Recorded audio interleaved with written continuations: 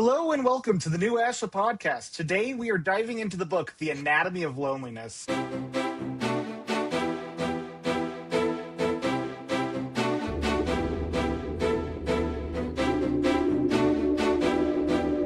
Now, I thought this was a pertinent topic with holidays on the rise, and this is the time where people tend to feel loneliness the most. Now, this book is something that I read a year or two ago, and it really had a profound impact on me because I see isolation in the world today, and it's so abundant.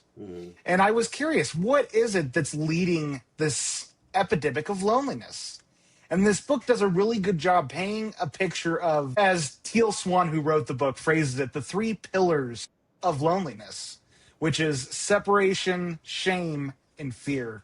So we're going to dive into these concepts and how it pertains to Ashla, and hopefully shed some light on how to break out of isolation and loneliness and get out of your head and into your life. My name is Michael Perry, and I'm joined today by Justin Gates, and this is the new Ashla Podcast. So, The Anatomy of Loneliness. Now, I was curious what your thoughts were going to be on this book, Justin. It is a different type of book. When it comes to Teal Swan's work, she's a lot more into the spiritual scene and understanding the energies at play. I have to be honest with you. I was thinking, oh, this is going to be a snoozer.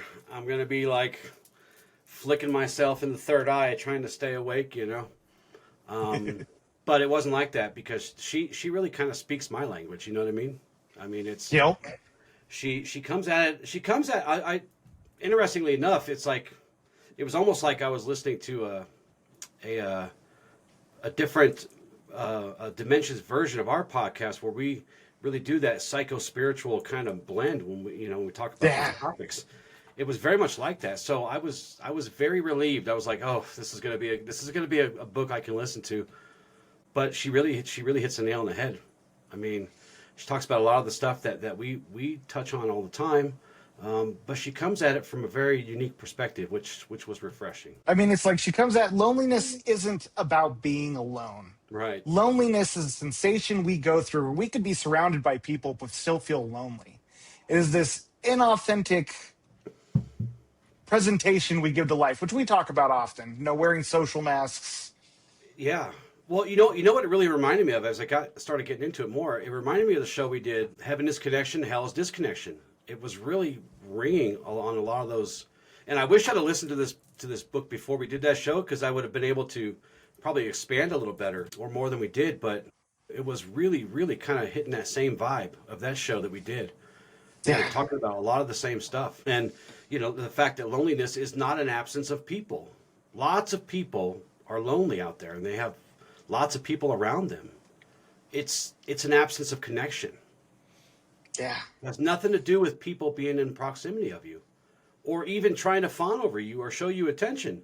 The connection is busted. And, of course, loneliness, as we talk about it, it really leads into some really, really bad territory that we'll get into today. But like I said, it's not a lack of bodies around us. It's the lack of that, not just that connection, but that feeling of belonging. It's like this disconnect we have from our relationships. Mm-hmm. It's, again, you could be surrounded by people. It's this inability to get, whether it's reciprocity or being able to express ourselves. I mean, and so many people suffer from this. I see this with so many, especially when it comes to a lot of men being stoic and trying to sort of shove their emotions down and carry the weight of the family on their back. Yeah. What are you trying to say? Take it. I resemble that remark a little bit. A little bit. You got the vulnerability part down, though. I do. To enough of a degree. My daughters, man. My daughters did that to me. My daughters and my wife. I say this often, and they helped change me and heal me in ways that I can't even describe. But vulnerability, that kind of surrender to that part of me, oh man, that's all them.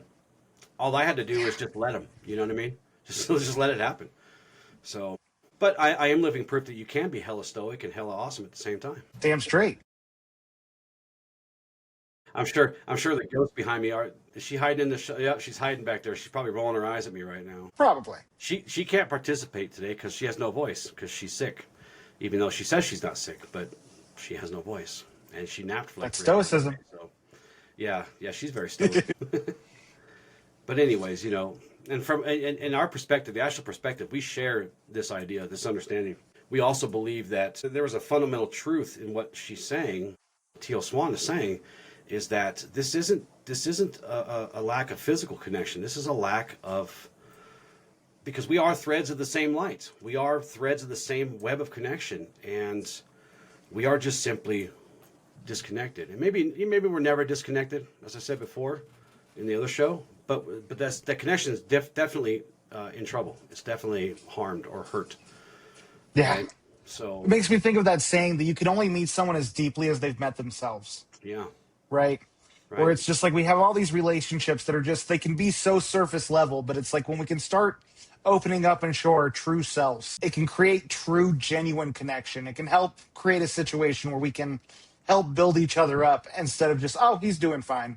Yeah. He's doing fine. Yeah. And I kind of looked at the three pillars that she uses: separation, shame, and fear. I kind of tried to connect them to how I speak and how I teach the Ashla way. And, separation would be disconnection from the light, from the web.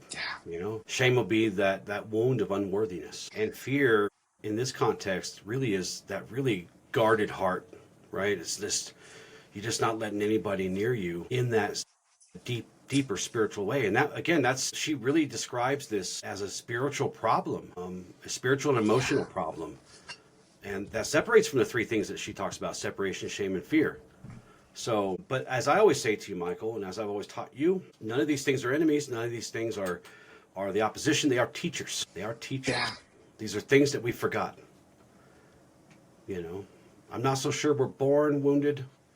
I know we can get someone on here that will argue with me for 6 hours about how we are from many past lives, but it really feels like these are behaviors, these are shadows that come up after we forgot our true selves. Yeah, which she elaborates a lot on in the book. She does. Because, she really does. and it's, I love how she phrases things like parts work.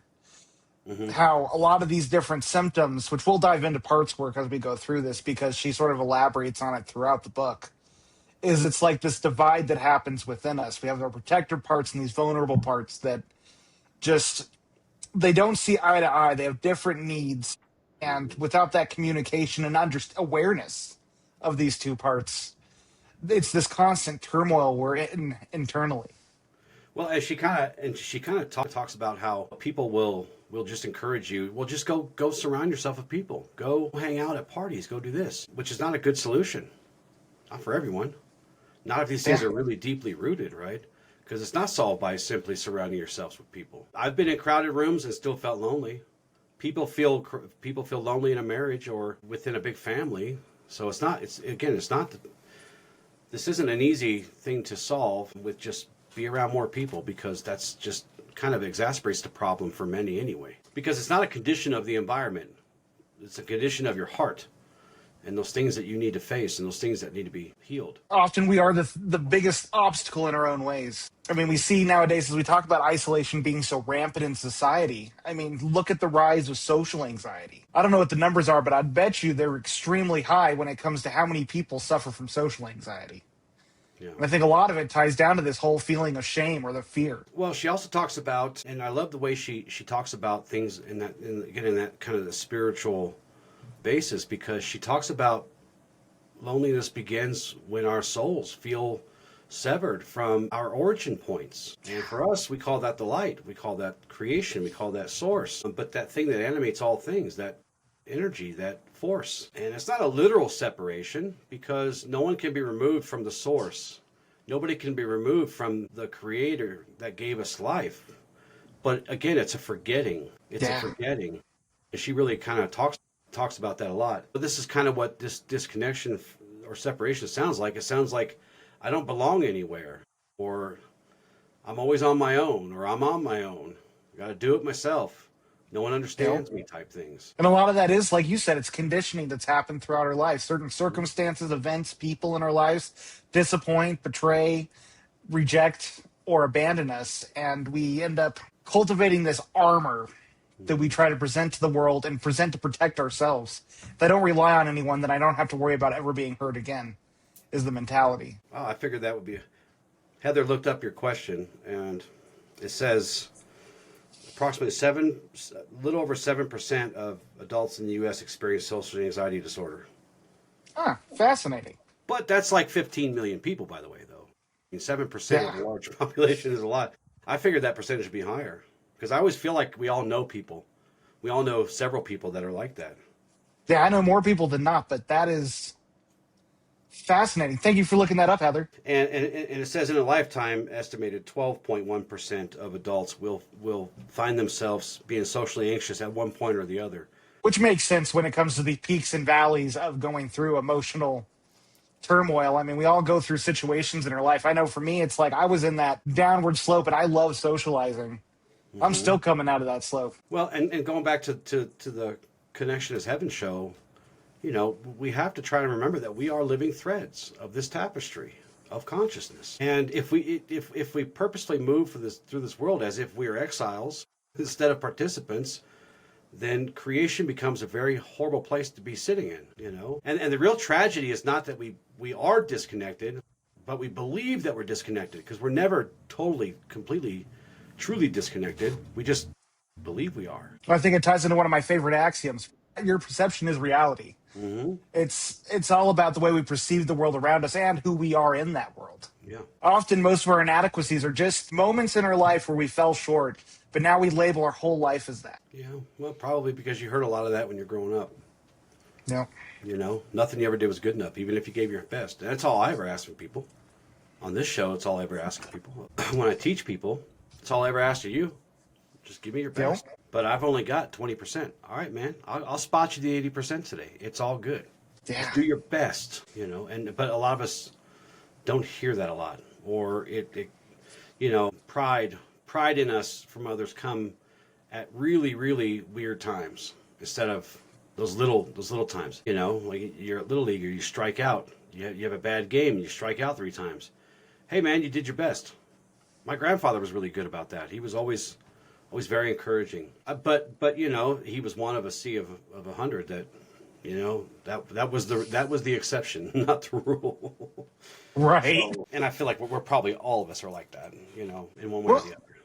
Well, I think it's one of those like unspoken things. I mean, one of the things I came to realize as I started this healing journey is I always projected on the world that everyone was perfect. Not that I thought they were perfect, but I thought everybody was way up here when it came to a lot of these things. Yeah. And I was down here trying to work my way up to being a productive member of society. And it took this flip of realizing that most of us struggle with the same challenges, anxiety, depression, these different bouts in our life, managing high stress situations. I mean, Yeah. That's why one of my favorite things to say to my clients is when they're going through a hard time and they're struggling, maybe they're dealing with a few vices, or they're just like, they're so emotional. And it's like, look, you look at a lot of the great people in the world. Yeah, you see their accomplishments, but what you don't see is them in the trenches too.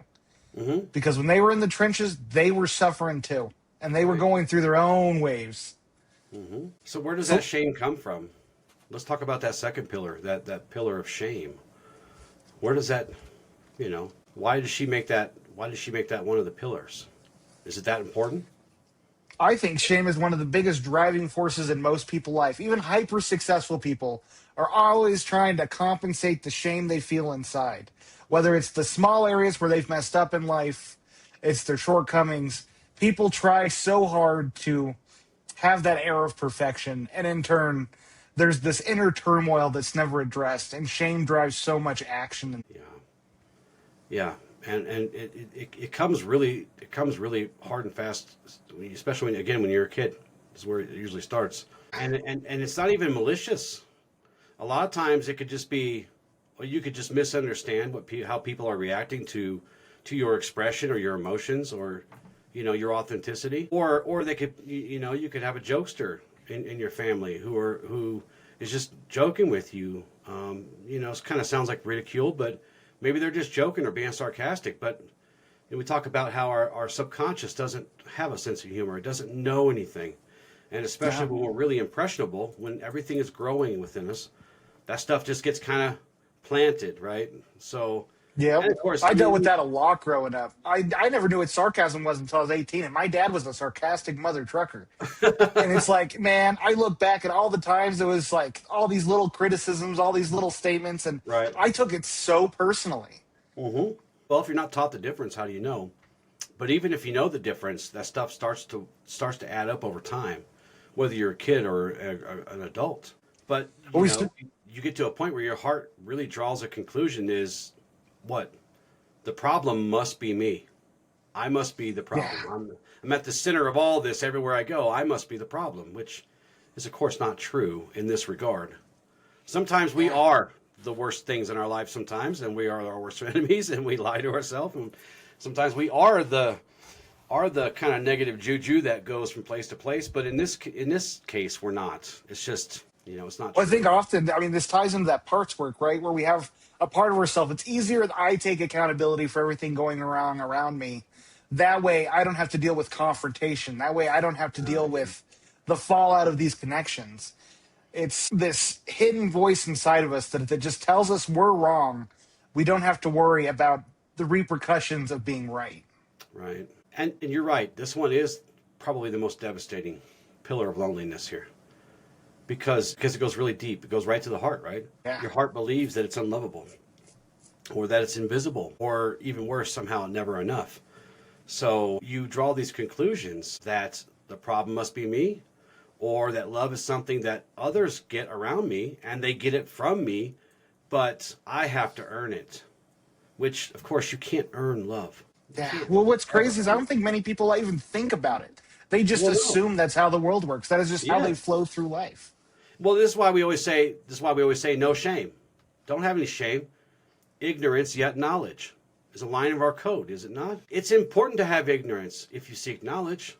It's okay to be ignorant. We are all ignorant in one thing or the other, or a million things, right? But it's how you carry that.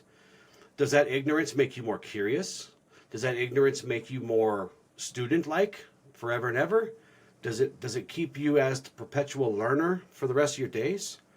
A true master is a perpetual learner, but there's nothing wrong with being ignorant. That is a human condition, Well, I think especially. it's important we elaborate on this because this is so true for so many. I know Well, it when we is. first met, I suffered with this. It was this constant, I need to know everything because if I don't, I'm not safe. If I don't know everything, then I am wrong. So kind of in your words, elaborate on the code we use. That first line: ignorance yet knowledge. Yeah, I mean, when it comes to ignorant yet knowledge, it's being able to be humble enough to accept opposing perspectives. And it doesn't mean you have to accept them as reality, but the more we can stop being so rigid in our attachment to our understanding, so rigid in our attachment to being right, the more we can open ourselves up to truth, because truth is where reality is. And we all live in different realities. But the more we can take different perspectives, it's one of the greatest building blocks for becoming whole as a person.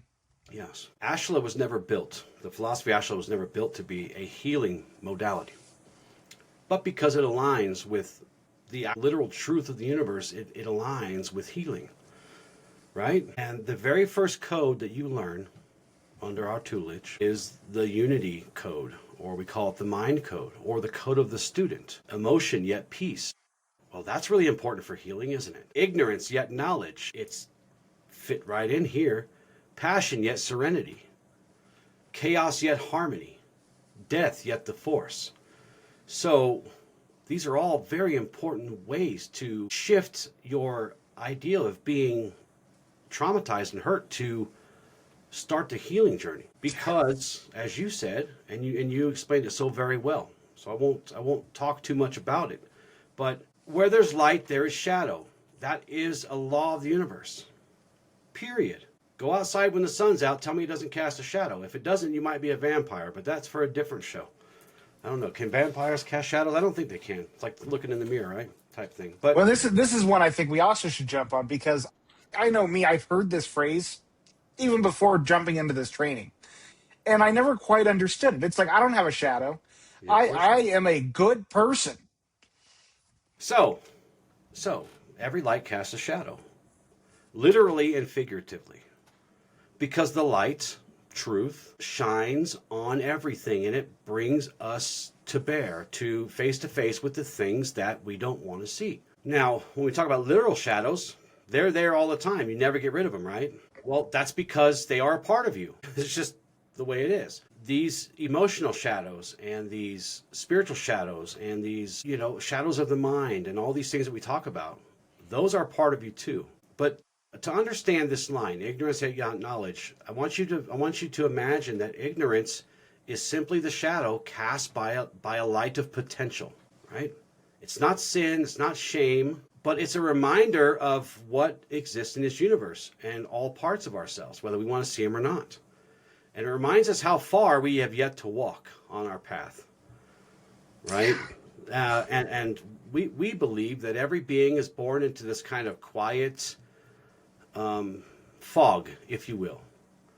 And every step we take toward awareness is an act of sacred courage.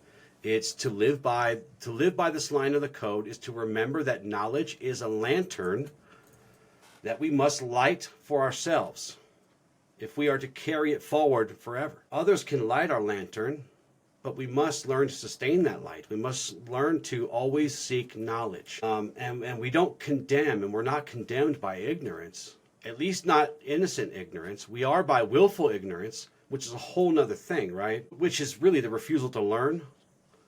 That's what we're really condemned by, but not by ignorance, especially innocent ignorance. Or the unwillingness to reflect. I know that was, That too. for me, one of the biggest things is being unwilling to understand the mechanisms that drove me. Yeah. Again, I thought I'm going to say perfect, but I didn't think I was perfect.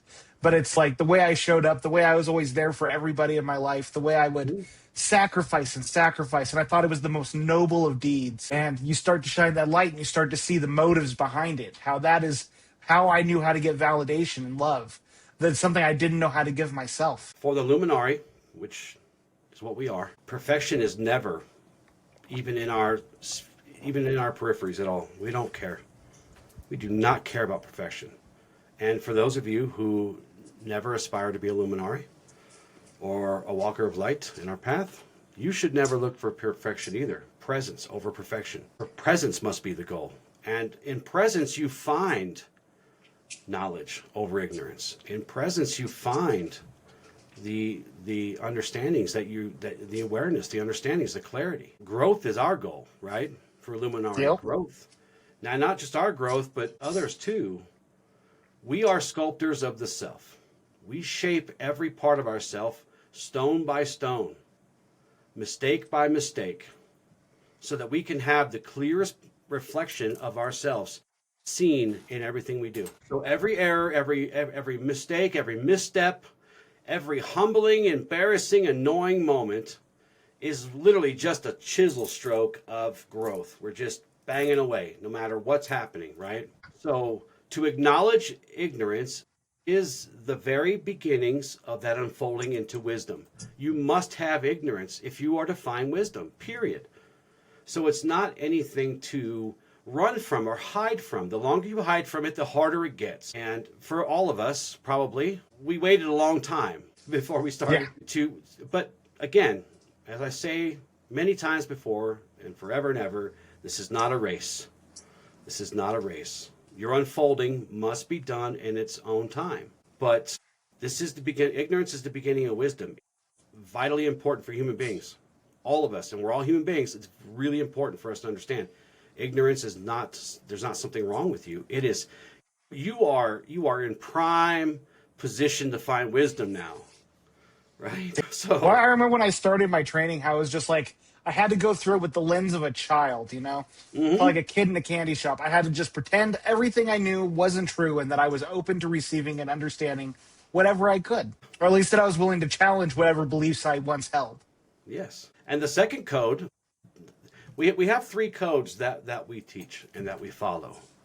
The second one is the direction code or the body code, right? And this is a reworking of the code that says Jedi are guardians of peace and justice. We practice it as we are, right? And one of the lines of that code is we seek to improve ourselves through knowledge and training. In other words, we practice and practice and practice until we get it right. And then once we get it right, we remember that we won't always get it right, even if we can get it right sometimes. And this goes back to what you said about being reflective. The lesson in this line of the code, we seek to improve ourselves through knowledge and training, is you must have a disciplined and contemplative mind. And it must be looking for and steeped in the pursuit of knowledge to find wisdom. That's how you find that path to enlightenment, which of course will look different for everyone else. But in our tradition, this is the harmony of thought and our motives and our action, right? So we have to have an open yet disciplined mind and body and spirit, because these open the very heavy doors to these things. And the doors are heavy sometimes, but you got to have discipline, and you must be contemplative. It's mandatory. It is mandatory. So, but there's nothing wrong with you if you have ignorance. And that's what we're talking about here, to get us back there. You're not broken. You're not undeserving or anything. You're just ignorant at the moment, and you will learn if you seek. Well, I think one of the misconstrued thoughts about healing out there is they talk about it like it's this magical thing that you heal and you get all better. And it's like, man, it is the most excruciating work I have ever done. Yeah. And it's funny you say that. So, some synchronicity, a lot of synchronicity the last few weeks on the show here. As they'll hear on the show that drops tomorrow, the 18th. There was a lot of synchronicity in that show that we did with Shannon and Marissa. But I was working on parts of the teachings today, and I was working on alchemy of the night. And part of that is one of the big, powerful tools we use, like many spiritual traditions and even mind traditions. I don't know what we call them. Analytical. Yeah. Is affirmations and visualizations. Very powerful tools. But I had to make sure that I put in there, look, before I get any further into this blah, blah, blah, blah, blah, this is not a magic pill. There are no magic pills. You still must bleed and sweat and cry through this, because that's what it takes. Yeah. That's what it takes for all of us. And even after you've cried and you haven't cried for 10 years, guess what? You'll hear a song on the radio and you'll cry again. And it's okay. It's okay. Well, man, I tell you what, one of the hardest parts of the healing journey is just accessing those emotions we've buried so deep down. Yeah. I know, and that sort of ties into shame right there. I know for me, it's like anger and disgust were emotions that I have struggled to access my whole life because they never felt safe. Yeah. Those were the parts I had tucked away because I had protector parts saying, it's much easier to just let things go. It's much easier to just roll with the punches. Yeah. Yeah, and that segues, you talk about protecting yourself, the guarded heart, or fear. She calls it fear. I call it the guarded heart. When the pain is at such a point where it teaches us to protect ourselves from being seen, just in case love hurts, because it does sometimes, right? And this is a huge paradox. We long to be known, we long to be seen, yet we do what? We hide. We hide. We yearn and long for closeness, yet we retreat. And for these people, these are walls built not out of arrogance, like I'm better than everybody else. I don't want them in here. I don't want them infecting me. But they're built out of survival, aren't they? Right? Because very much so. Because to your nervous system, love is what? It's dangerous. It's a risk. Connection and closeness is a risk. It's dangerous. We can't risk it. It feels so unsafe. Yes, and connection. One of the two most powerful forces in the universe for humans. Connection becomes a battlefield instead of that circle of trust or that circle of security. Because your body does what, Michael? It remembers everything, right? It's one of the things I've been learning a lot on my journey recently. Is it's just like whenever I get these triggers, whenever something stresses me out, it's like I got to step back and be like, what memory is happening in my body right now? Yeah, because the body remembers past betrayals and abandonments and humiliations, and it ruminates and plays it over and over again. But it doesn't just play out in your mind. You don't just feel it in your heart. You start to feel it in your body. You start to do this, man. You start to flinch sometimes. And that's no bueno. No, and it's hard to break that cycle. I look at the comfort zone as this like shell that slowly shrinks around us the more we allow it to control us. Yeah. And it gets so hard to break free. That show that you led that we did on the comfort zone was a really good one. I suggest you guys go check that one out. Even if you have to pause this one to go check that one out, but make sure you come back. Yeah, go check that one out, come back. But you really hit the nail on the head with that during that show, where you just lock yourself in a cage. And it's not a nice, roomy jail cell. It's one that literally encases you. And what this looks like, where you're just keeping all the conversations that you might have with people really shallow and really kind of surface level, because you don't want to be vulnerable. You tend to pick people who are emotionally unavailable, which is interesting. Yeah. Right. Well, it's crazy when we look at attachment styles, the avoidant and the anxious, they both fear the same thing. They just show it in different ways. What about people who end the relationships really early? So, and another one I'll bring up to you is something I see a lot, is you have that one person who is like everybody's advisor, everybody's spiritual guru, but they don't let anybody support them at all. One little tiny bit. Yeah, that man, I tell you what, I fell into that category for the longest time. It was one of those, and even now, as I'm working through my trauma, I keep finding myself trying to just give people the answers. Yeah, I don't talk about my problems. And I finally had a buddy reach out 2 weeks ago. I was like, hey, man, like, you've been really good at supporting me. Just know you can come to me with crap, too. And it just came out, this overflow. Good. I mean, it probably didn't feel good for him. Probably was really horrifying, but good for him.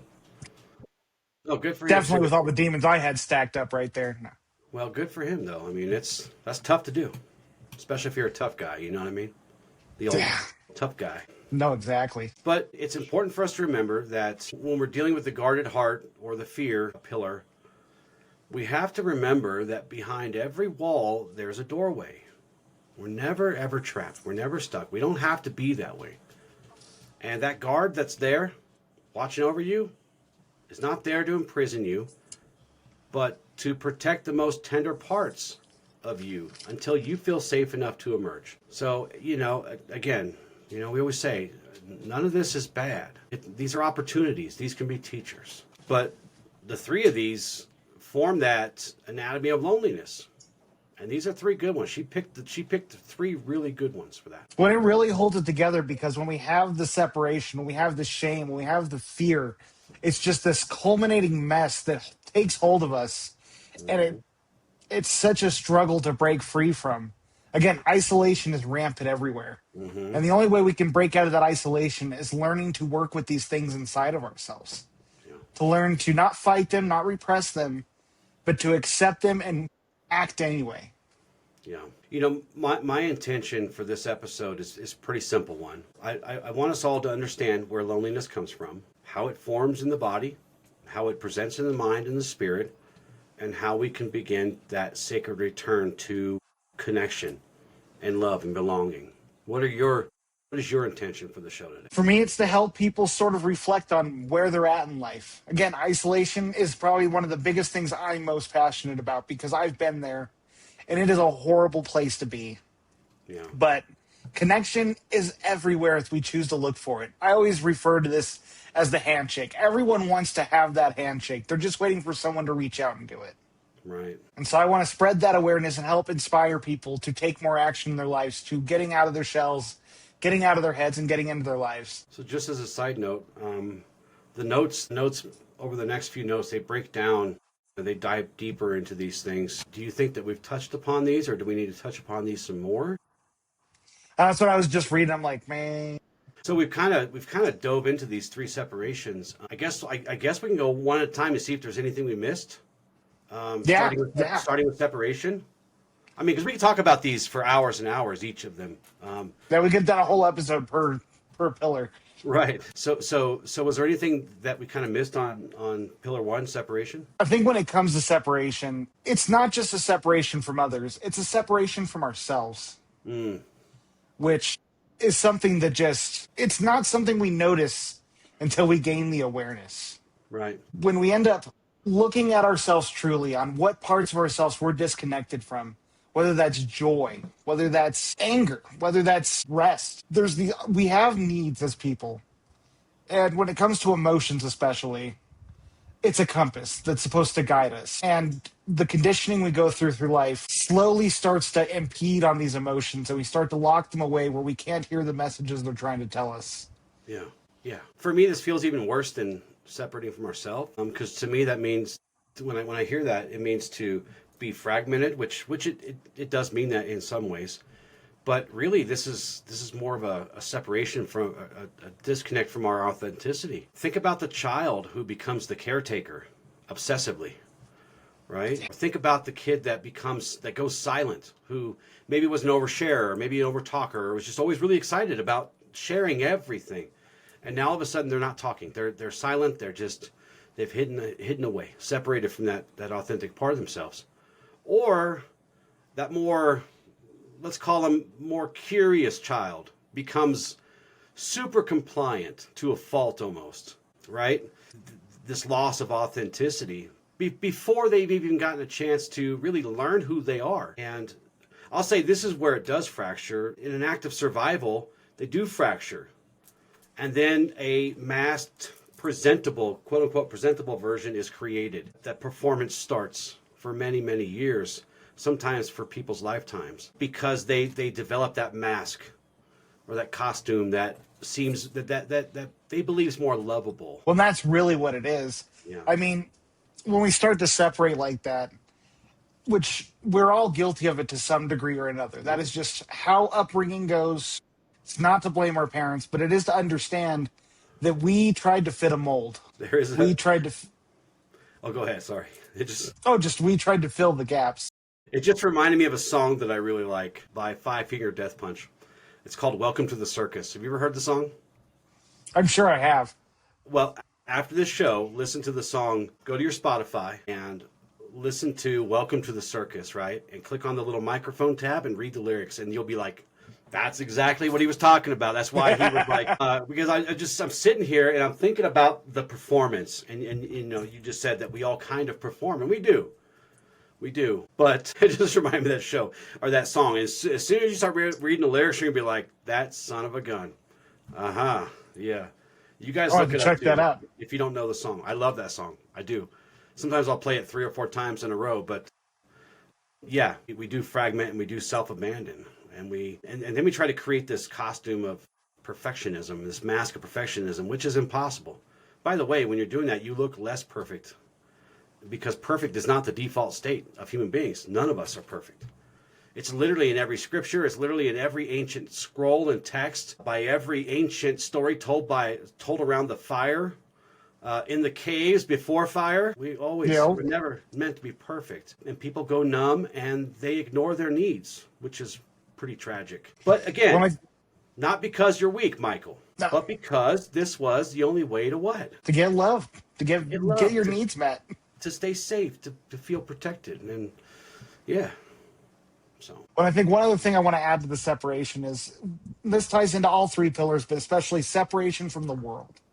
Yeah. Because when we start to have these shame-based identities, when we start to not feel adequate in the world, we start to separate from everything going on in the world. We start to separate from family activities. We start to separate from understanding what's going on in the world, trying new things, expanding our horizons. It's so detrimental to our being, right? Because we are creatures of expansion. A couple of things come to mind: separation of the world. And this one could probably go separation from others too, a little bit, but I don't fit into this family, or I don't fit into this culture or society. That might not be a bad thing. You might be a healer. You might be the one that's there to shatter the illusion, right? But you kind of get this feeling that everybody else got the manual, the life manual, except for me. I must have been absent. You heard that phrase? I must have been absent when they were handing out this or that or whatever. Yeah. It really does feel like everybody else has all of their shit together except for you.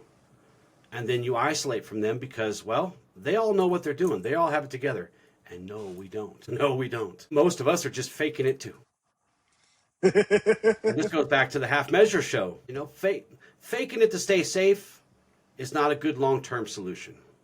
Just trust me when I say that. And this feeling is very common, even for us, even for the Luminari, even for the wisest sage that ever walked the path of light, right? Oh. That gifted child, the intuitive one, the sensitive one. All those people were misunderstood or labeled as my least favorite phrase of all modern times, being too much. You're just being so extra, right?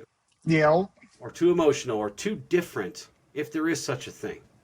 If there even is such a thing as being too different. My kids were all goofy, but I never thought they were too different, and I actually celebrated that because guess what? They got that crap from me. So, Yeah. and a little bit from her, but I think all the goofy stuff came from me.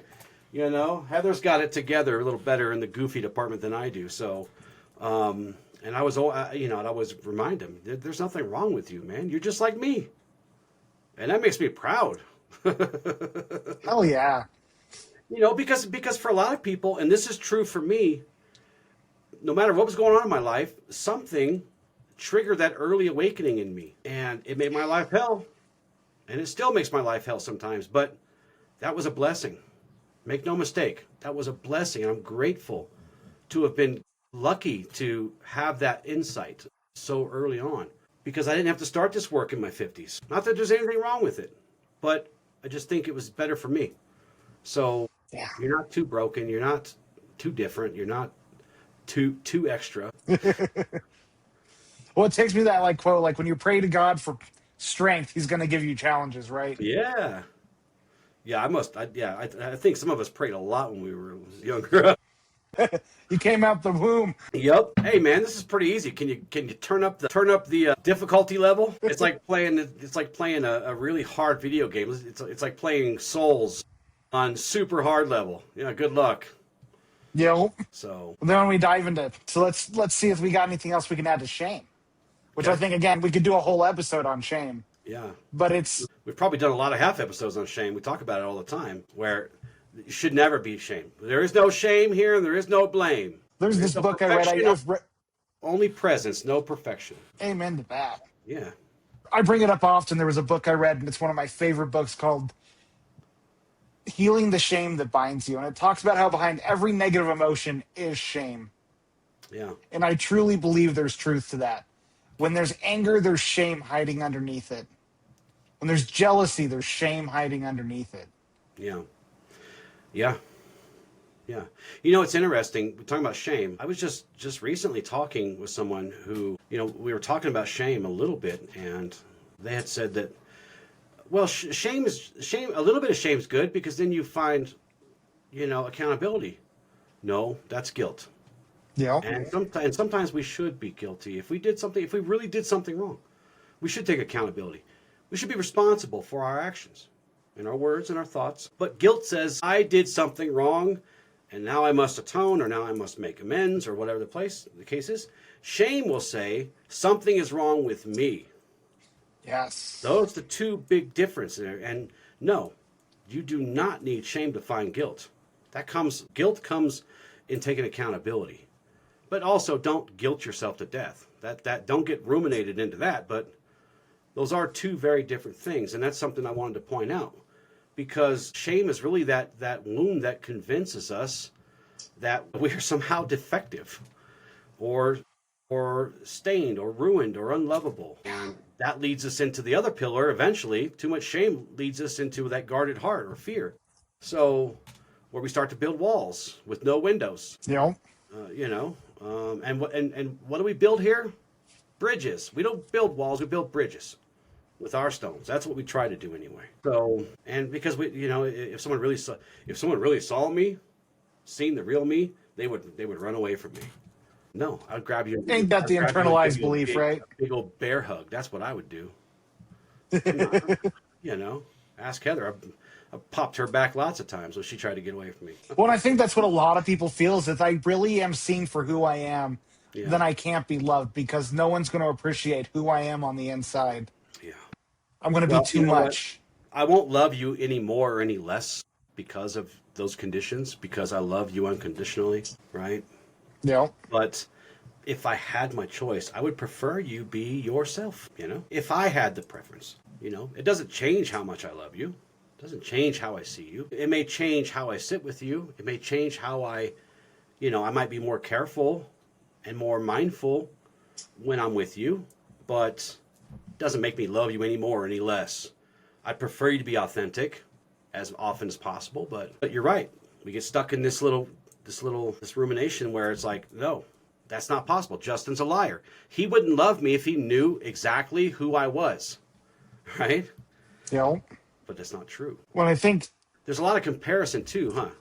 When we talk oh about my God, yes. Well, again, kind of like we were talking about how on the outside we think everyone's got it all figured out. it. Right. When in the end, it's the truth is we're all just trying to get by the same amount. Like we're fighting many of the same battles, even. Little Timmy gets A's all the time. How come you only get C's? What a disgrace. You Right? know, Where we were constantly compared to others. And I don't think I ever had to go through that. I know Heather did. I know you probably did. I don't remember Yep. having to go through that, but I understand how detrimental that is. well, it's like Jordan Peterson. I love how he phrases this, and it's like with kids, you got to set the bar at the lowest point possible.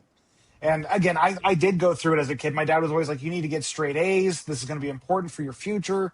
And I was barely getting by with C's. And that high bar was just like, I'm not going to do that. And I would end up just feeling so defeated because it was just so out of reach. You got to lower the bar to what's the next step? What's the next best thing? C pluses. Yeah, yeah. I struggled in school the whole time, and it's not because I'm not smart. It's just because that environment wasn't built for someone like me. It's just the way it is. You know, I had to struggle and work twice as hard to get okay grades. You know, C's were a blessing because I just struggled to exist in that environment. It wasn't that I had bad teachers. It wasn't that I had bad parents in that regard. You know, they wanted me to succeed. They wanted me to do the best I could. They wanted me to, you know, because we all get sold on the bill of goods that paper is the most important thing ever, and it's actually not that important. I've never once. I just turned. Should I tell them how old I am? I just turned an old age recently. 35. 45. Yeah, I just turned 45.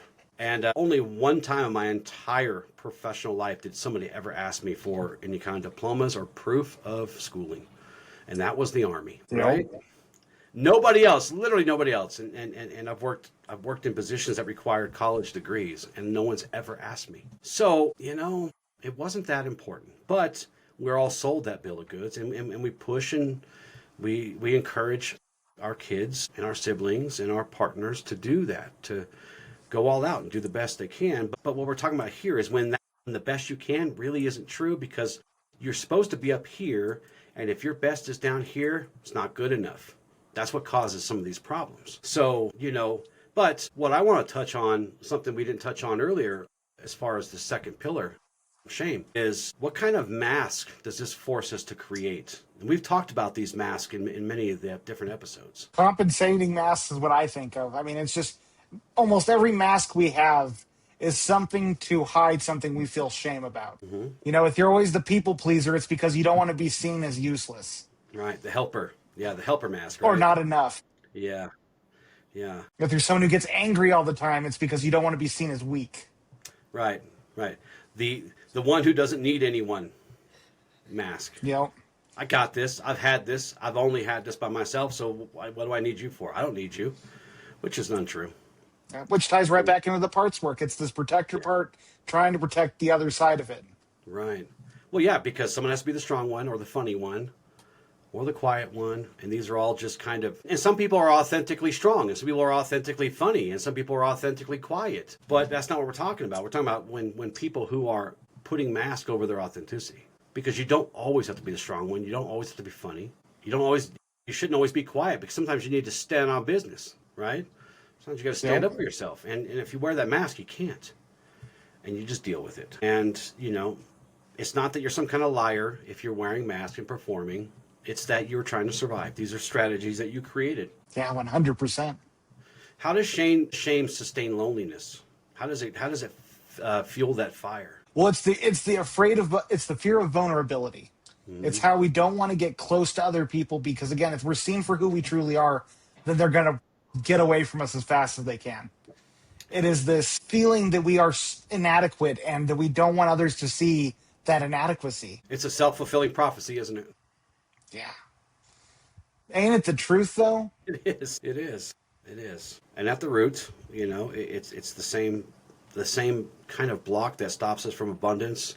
It's the same kind of block that stops us from connection and love. And even though connection and love are defaults, in this universe that we exist in, all the way from the very singular point of creation all the way till right now. And for as long as this universe exists, long after this moment, love and connection are defaults.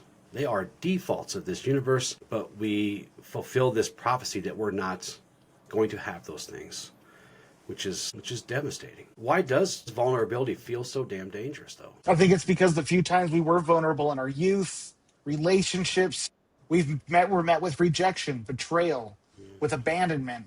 And I think that's really at the core. Again, our body gives us memories, not what's really going on. And it's the memories in our body being flared up, trying to not recreate the situation, but to prevent us from that same situation happening. Yeah.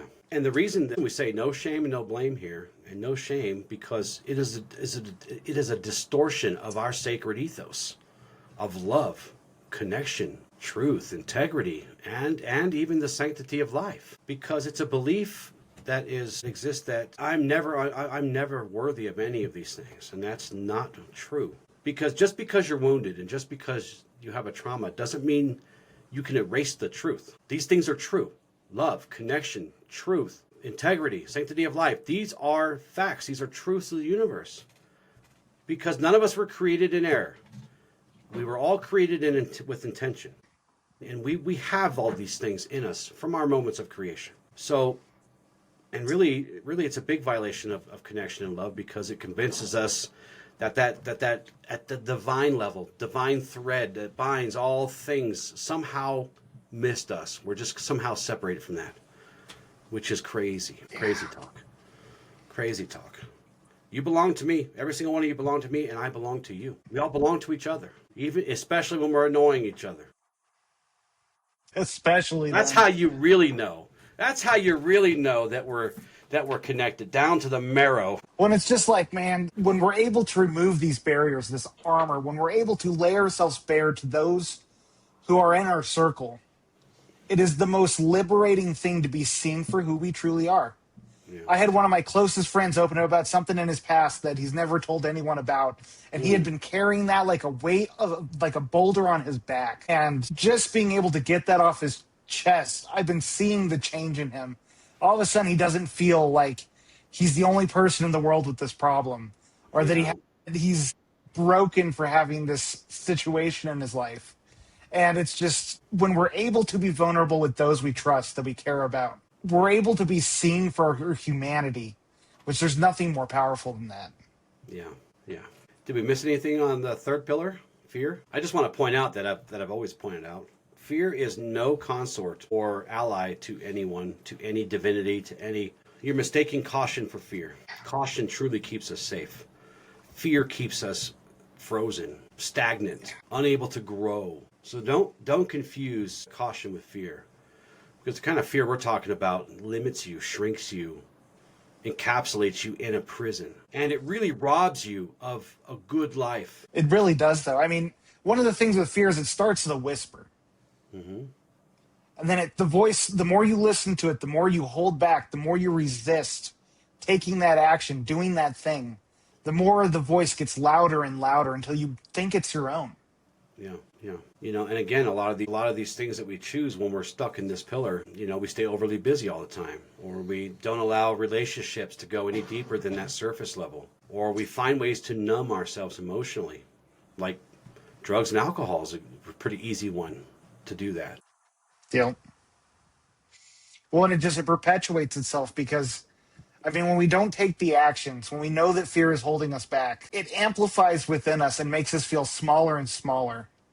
I've seen a few people who are just so trapped within the confines of their minds because they let this fear, this comfort, shrink in around them. And it would just take these little actions, because that's what it takes. It's not about the big leaps. If you're afraid of heights, don't go skydiving for the first time. Build yourself up. Jump on a trampoline or something, yeah. Yep. Or go to Topgolf and realize that people fall off that thing and fall into the net. That'll cure that. Yeah. Because exposure, one of the things talked about in the book, exposure therapy. It can be beneficial, but you have to have both parts online for it. Yeah. Don't have your friends shove you off a cliff into the ocean. You probably won't die, but you will never, ever trust them again. Yep. Yep, you're cured. What was those? I'm trying to remember what that.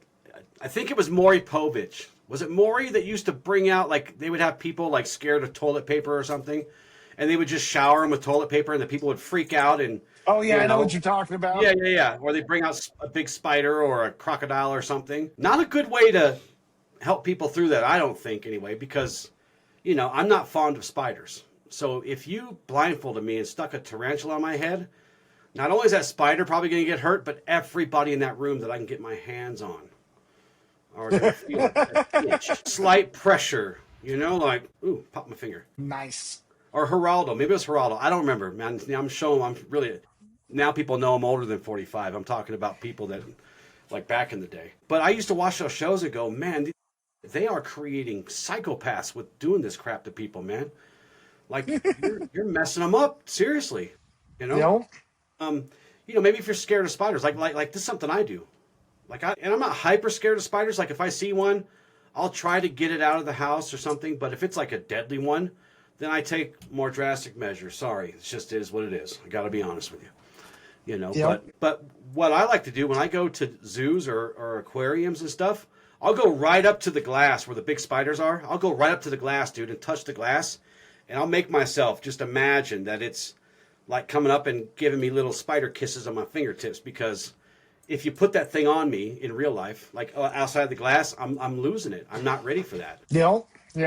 So, that kind of stuff, I guess, could be good, but only under the supervision of a professional who will help you get through the steps. Don't go skydiving if you're scared of heights, man. Because you're going to create all kinds of different traumas after that, and probably a lot of PTSD or something. Yeah, right. Have nightmares about it. But it's funny. The one thing, I'll say I didn't take issue with, but to me, fear not only being a pillar here, which is why for me I kind of renamed it, a guardian of the heart, because to me fear seems like the foundation for all of these, right? It's not just a pillar. It's like the foundation that these pillars rest on. And I'll give you a few examples. So when fear says, I don't want to get hurt, that's a behavior of withdrawing or of avoiding closeness, or I can't trust anyone. That's really hyper independence. Or I'm too extra, or I'm too much, or on the other end, I'm not enough. That leads to people pleasing or silence. So my point is, like, all these behaviors, which are found in all three of these pillars, right? Not just one or two.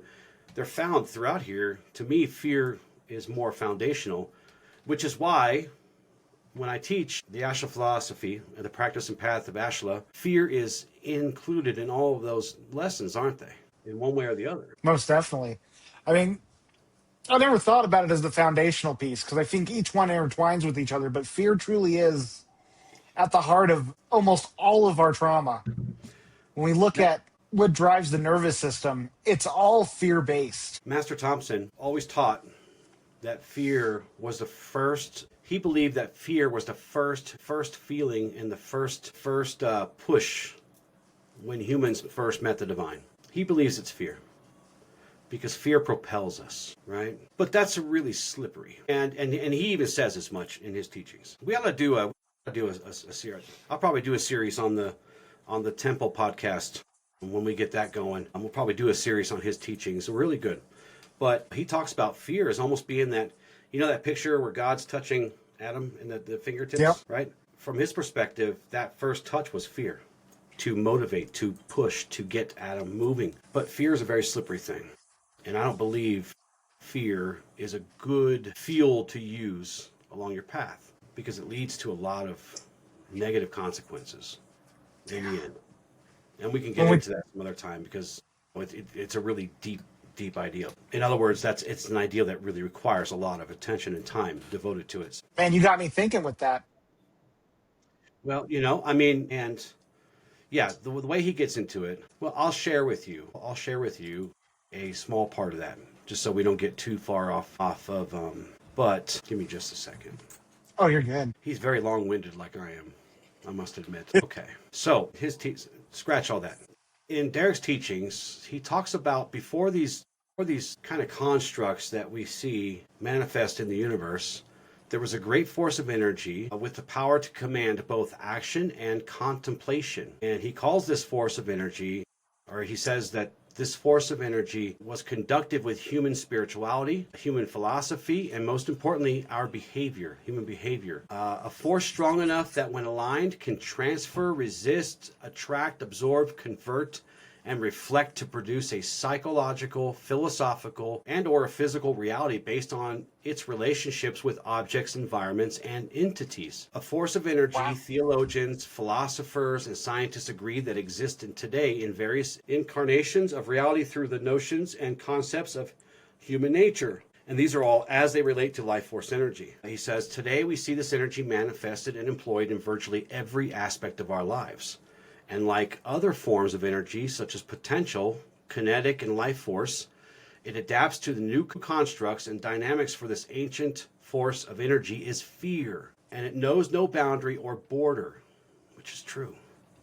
Doesn't make it good, though, right? And he goes on to say, fear may not be as dispassionate and detached. Behavior and conduct and habit and practice, ritual and tradition are greatly influenced, if not directly governed by a fear of something. He's going real deep on this, but he really believes in his teachings that if the first sensation, and he's kind of asking the question here, old Master Thompson's a philosopher at heart, right? He's a good philosopher because he asks lots of questions. He's contemplating here, if the first sensation that all living things experienced was fear, and that was through either the process of evolution and consciousness, it became powerful enough, though, to manifest into an autonomous reality, able to facilitate and or govern the instincts of survival and continuation. Then the connection between human nature and life force energy is firm, and between that connection, he believes is fear. And he talks about, and we could do a whole show about this, really. It would be a good one. But he talks about that fear has always been there, basically. We were talking about how love and connection are literal creative forces of the universe, of all of creation, like it underlies every aspect of creation. He believes that within there, and maybe to balance this stuff out, it's not all sunshine and rainbows, right? It's fear. Yeah. But we got to be careful to confuse caution and fear, because a knight is cautious, but a knight should never be fearful, you know. At least not allowing fear to control. Right, which is, I think, the biggest issue with fear is when fear spreads like it does through the system. I mean, it does take hold. It directs our motives, our actions. It's the thing that perpetuates these masks. Mm-hmm. The more the fear latches onto us, the more we let it seep into our bones, the harder it is to act. Yeah. It's a poison that paralyzes, man. It does. It's like getting bit by a snake that paralyzes you and you're stuck and you can't move. But here comes the light at the end of the tunnel, because although old Teal Swan gave us all this heavy stuff, she did put a doorway to connection, didn't she? She teaches us how to walk through that, how to heal. And she says we should heal through connection, right? Yeah.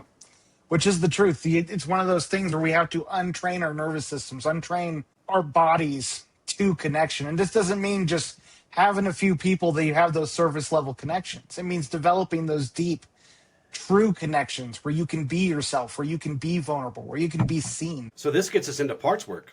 This is where the connection begins. This is what she tells us, that we got to start doing the parts work, right? Yeah. This is where all things come together. Yeah. I mean, it's working with the inner child and these disowned versions of ourselves that we have to start creating connection with, communication with, figuring out what needs they have. Because often the biggest issue between the protector part and the part that's hidden away is a miscommunication on needs. Yeah. Wait a minute. Are you saying that we should not exile these parts of us? Never. We're not here to Nope, just like you say, we got to integrate them. Got to integrate them, because they are us. They are part of us. They're not us in totality, but they are a part of us. They help make us whole. And the reason we feel this way and feel a lot of this is because we're not whole. We are separated and shattered. And you know, I don't. You know, I always say I hate the word broken and I don't like the word shattered, but we are segmented. We're kind of segmented away from parts of us, and we gotta We got to bring them back home. We got to bring them into the fold, right? Yeah. And in one of Even her other though books, The a lot of Connection Process, traditions, it talks about these ancient parts. and The way new, the way these parts form is it's these little traumatic moments where our mind, our psychology splits.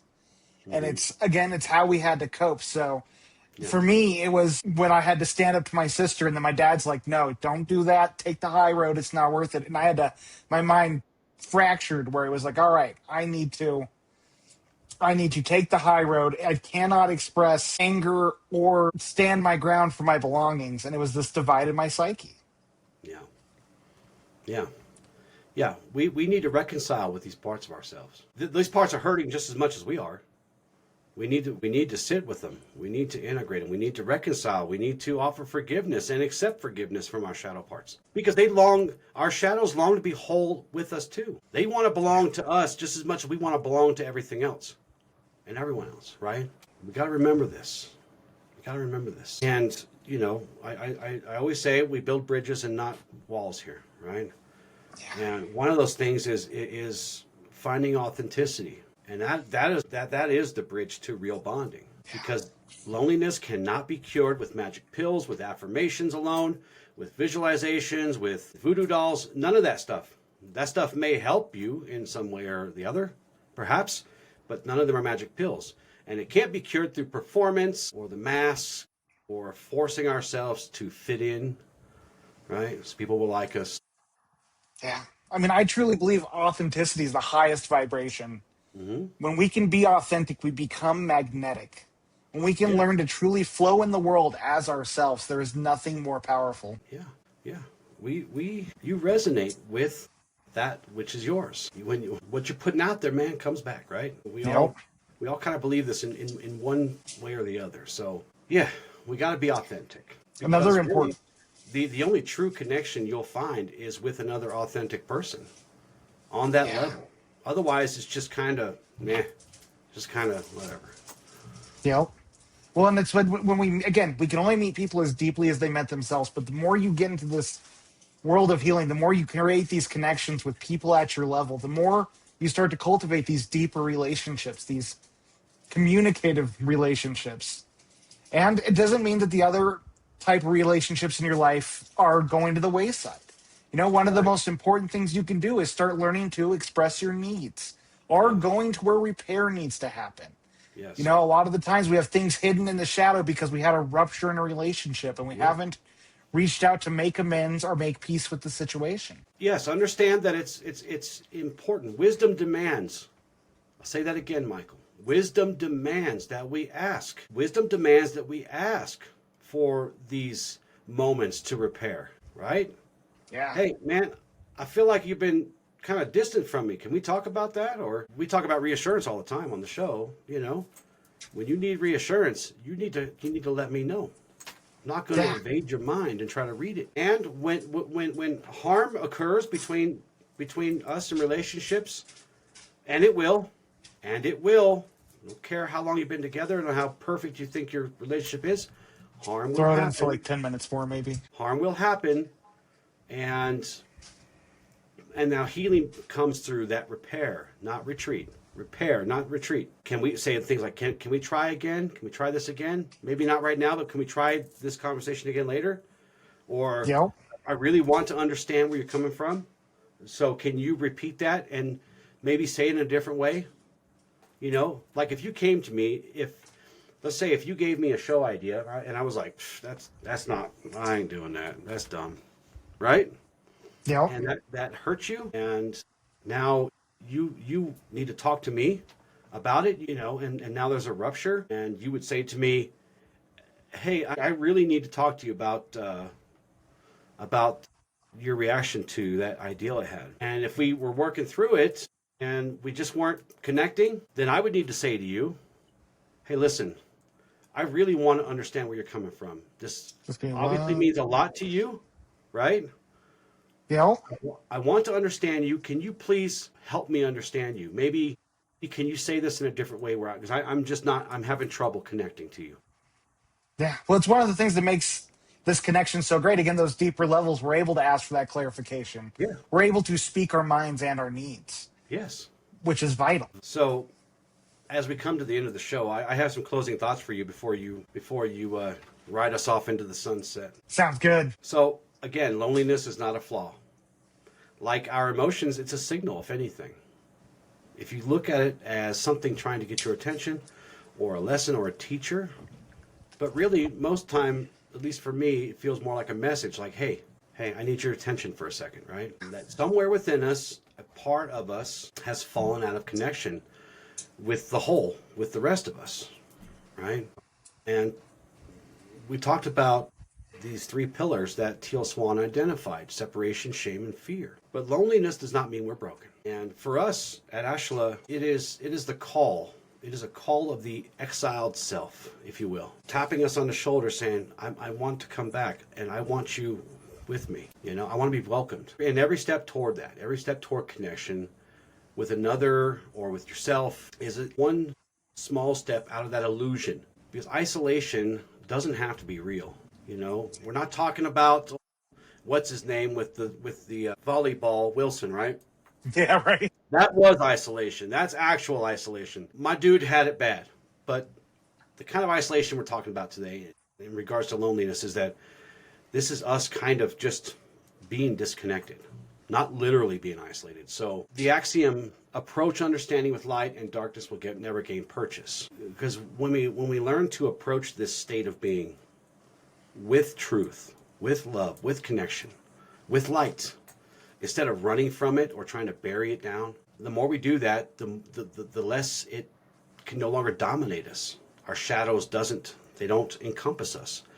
We're now in the light. This week, I want you guys to choose one small act of reconnection if you are going through this. And even if you're not going through this, it's good to practice, right? Yeah. So to talk to yourself, and this may feel silly, but just go with me here. Place your hand over your heart and speak out loud. I will not abandon you again. You are safe with me, right? And if you need to whisper it because you're nervous, then go ahead. I don't care. But just do it. You don't have to say it out loud. You don't have to scream it from the rooftops unless you do. If you do, more power to you, brother and sister. Another thing I want you to try and do today, if you are feeling kind of disconnected from people, I want you to send a message to someone you care about. Just one message, and don't make it all weird. It's just a really simple thing. Hey, man, I was thinking about you. I'm really grateful for you. I do this to Michael all the time, and Michael does this for me all the time. I make sure that before I ever ask him for anything, because him and I, we need stuff from each other to make this thing work, just this thing, let alone all the other 100 things that we have going on together, right? Yep. But before I ask him, hey, bro, where's the show notes for today? I always make sure, hey, man, I was thinking about you. I hope you're having a great day or a great week or a great whatever. I really appreciate all you do for us. And then... every time. And then a lot of times I'll wait for him to respond. And then I'll say, hey, by the way, when you get a chance, I didn't see the show notes, right? Or something. But send a message to someone you care about. Just a little quick thing. Hey, man, you crossed my mind today. Or, hey, man, I was just thinking about you. Hope you're doing great. Another one I want you to try and do is connect with creation. I want you to spend at least 5 minutes in silence, outside if you can, and breathe. Just breathe with nature. Breathe with the world. Breathe with the birds. It could be night, it could be day, doesn't matter. Whatever suits you. And of course, I know Michael's going to give you journaling prompts, but I have to sneak one in here because you know how much I love doing that. Of course. I want you to journal on this prompt. This is my call of action to you. Which part of me feels most alone? And what does it need from me now? And contemplate on that, stew on that, write about that. Don't judge it, just write about it. And I'll just say, if you're feeling lonely, you're not failing in anything, you're fine. But what you're doing is you're reaffirming that truth that we were made and built for connection. That's all you're doing. You're not a mistake. You're not too much. You're not too extra, as my daughters say. You're not too little. You're just a being learning how to return to itself. So as you heal, just remember you become a living reminder for others. And that's what I'm going to leave you with today. That's some sagely wisdom right there. Are you trying to get me to grow that nasty beard I had? The one that was all like... I believe in you.